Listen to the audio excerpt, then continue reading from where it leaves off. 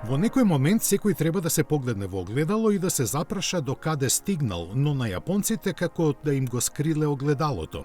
Нисан повторно се најде во длабоки проблеми. Ама сега, за разлика од порано, го нема волшебното стапче и магесникот Карлос Гон да ги избави од маките.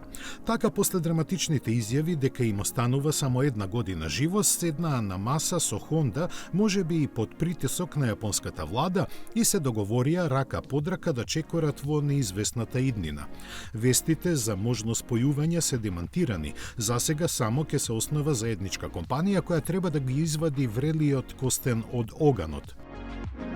Јапонците сега ја најдоа формулата за која сметаат дека ќе ја донесат резултати на кои сепак ќе се почека некое време, бидејќи преговорите нема така брзо да завршат.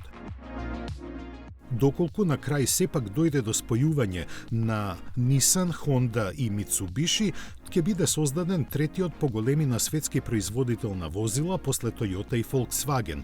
Во целата оваа приказна се вмеша и тајванскиот електронски гигант Foxconn, кој со откуп на акции од Нисан виде шанса за зголемување на пласманот на своите производи во автомобилската индустрија.